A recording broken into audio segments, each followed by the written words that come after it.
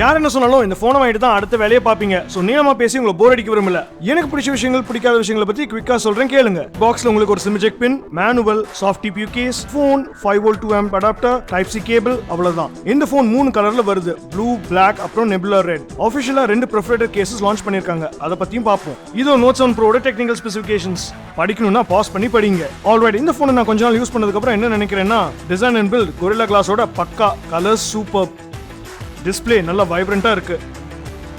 Performance Snapdragon 675, 4GB RAM, MIUI 10 எல்லாம் சேர்ந்து ஓவராலா ஒரு ஸ்மூத் எக்ஸ்பீரியன்ஸ் தருது. கேமிங்கா இருக்கட்டும், என்னோட டெய்லி யூசேஜா இருக்கட்டும், இம்ப்ரெஸ்ட். ஹீட்டிங் இஷ்யூஸ் ஒன்றும் இல்லை, எல்லா சென்சஸும் இருக்கு NFC தவிர. Fingerprint and face unlock fast. And இதுல நீங்க Netflix HDல ஸ்ட்ரீம் பண்ணலாம்.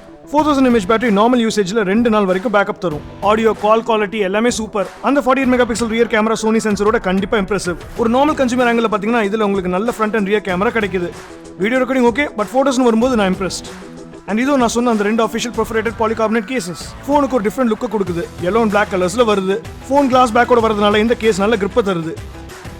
இந்த ஃபோனில் எனக்கு பிடிக்காத விஷயங்கள்னு ஒன்றும் பெருசாக இல்லை. வெளியே வச்சு பார்க்கும்போது அந்த ஆட்ஸ், 4K வீடியோவில் ESL அண்ட் சோம்பேறியான அந்த கேமரா ஆப். இதை தவிர Redmi Note 7 Pro ஒரு நல்ல டிவைஸ் என்ன பொறுத்த வரைக்கும். இந்த குவிக் வீடியோ உங்களுக்கு பிடிச்சிருக்குன்னு நினைக்கிறேன். இந்த வீடியோ லைக் பண்ணுங்க, ஷேர் பண்ணுங்க, அப்படியே சப்ஸ்கிரைப் பண்ணிடுங்க. இன்னொரு தெரிக்க விடுற வீடியோவில் சந்திப்போம். அதுவரை